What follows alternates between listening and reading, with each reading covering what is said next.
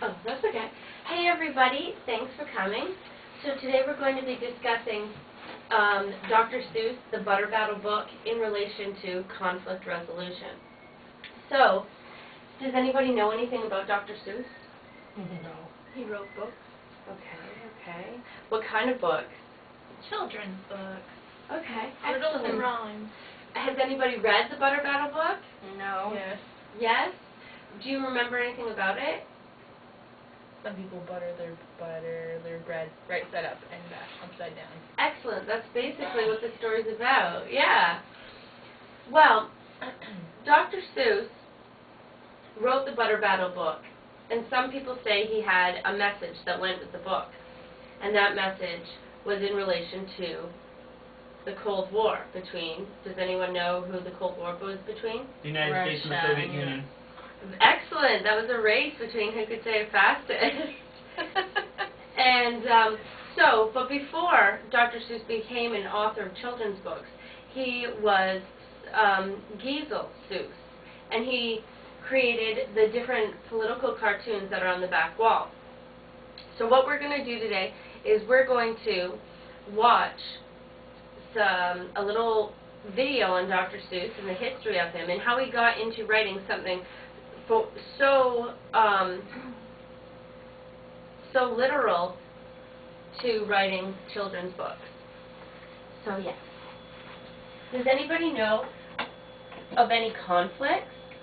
Can they think of any conflicts? What kind of conflict? Yeah, Social conflicts. social conflicts. I got in a fight with a kid the other day. Really? That's a very real example of social conflict. Were you able to find a resolution with the student you were fighting with, person you were fighting with? Think so. Yeah? Mhm. Did you feel good walking away? Mhm. Did they feel good walking away? Yep. Good. Thank you for sharing, Wendy. So that's a conflict that they had amongst each other, and they found a solution. And the conflict apparently no longer exists.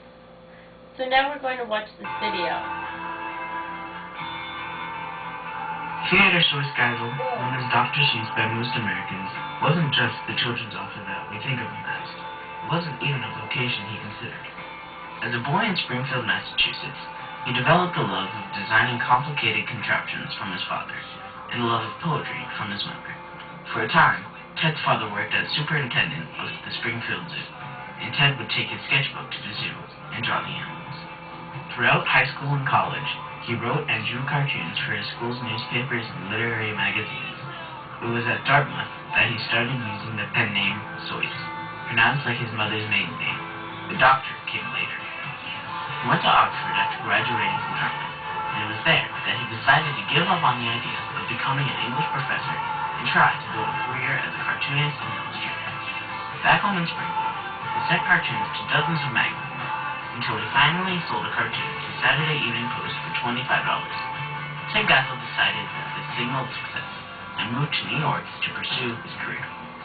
Judge magazine, as well as Life and the Saturday Evening Post, used many of his drawings and cartoons, but he also built a lucrative advertising career.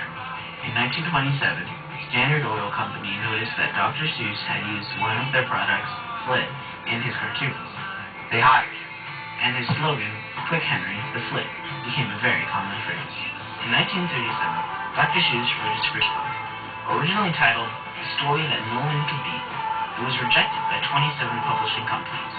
One day, while walking the streets of New York, ready to give up on this book, he ran into a college buddy who had just become a children's editor for a random house.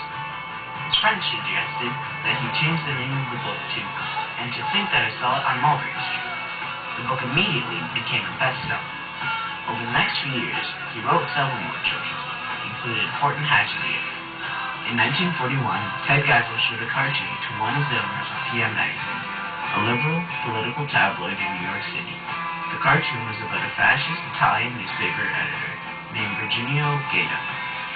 PM Magazine hired him as their chief political cartoonist, a job he held until 1943. The 400 cartoons he created for PM took pot shots at such issues as inflation, taxes, racism, anti-Semitism, and the war effort. An organization he was strongly opposed to was the America First Committee. Charles Lindbergh and several influential Republican congressmen were part of this group, which opposed America's involvement in the war. They were anti-Semitic and somewhat racist.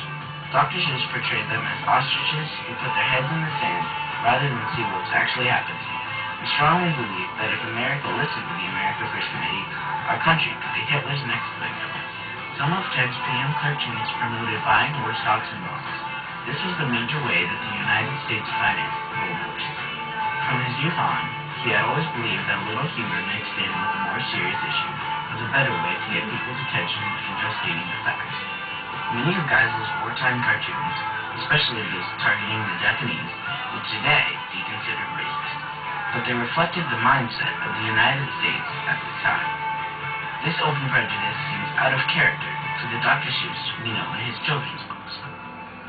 Then, in 1943, Ted felt that he owed his country some service, but he was too old for the Army, so he decided to join the Army Signal Corps. He was stationed in Hollywood, California, at the 20th Century Fox studio lot, which is called Fort Fox by the Signal Corps.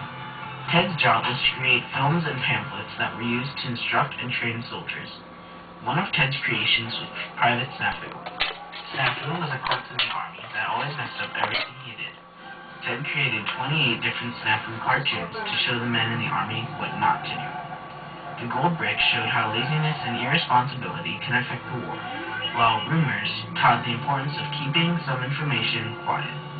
Snafuperman shows what can happen when someone doesn't plan his strategies for action. The Army had created technical manuals to teach soldiers how to avoid illnesses and other dangers, but these books were a failure. Nobody paid much attention to them. So Ted, and another children's book writer, Monroe Leaf, were commissioned to create a humorous booklet to warn soldiers about the dangers of malaria, a deadly disease that was carried by mosquitoes. Unlike most of the military booklets, Dr. Seuss added a humorous twist to This Is Anne. This was one of the many pieces of information, written and filmed, that he composed to inform soldiers in an interesting way.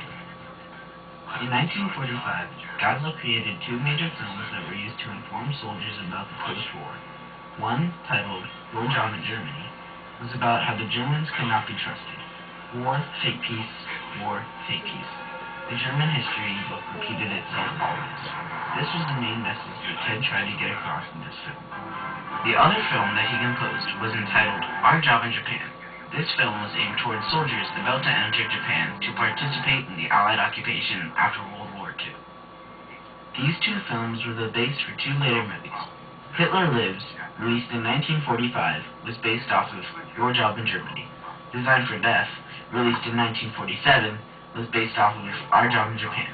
Both movies used much of their original footage in their reproductions. After the war, Dr. Seuss returned to writing his beloved children's books that he had put aside for the past 7 years. He began to write his early reader books, but for some of his other books, he used his writing as a vehicle to get out his messages about racism, protecting the earth, and lessons from history. In 1951, Dr. Seuss visited Japan and observed the changes resulting from the American occupation of Japan following World War II. The Japanese people had a new government, a new educational system, and were preparing to vote for the first time. Seuss was struck by the idea that the Japanese people were finally having the opportunity to have a voice in their country, and how important that was. From those thoughts, Horton Hears a Who was created, with the folks from Whoville representing the people of Japan, because a person is a person, no matter how small. Yertle the Turtle was written in 1958. Dr. Seuss had stated that the character, King Yertle, represented Adolf Hitler, with Yertle's dictator rule of the pond and takeover of the surrounding area being just like Hitler's rule of Germany and his invasion of various parts of Europe. Originally, Yertle even had a mustache, but Dr. Seuss decided that it was a little too obvious. The Sneetches, created in 1961, took on racism and anti-Semitism and drove home the point that appearance should not matter. In 1971, Dr. Seuss created one of his favorite books, The Lorax, which showed how important it is to take care of the environment.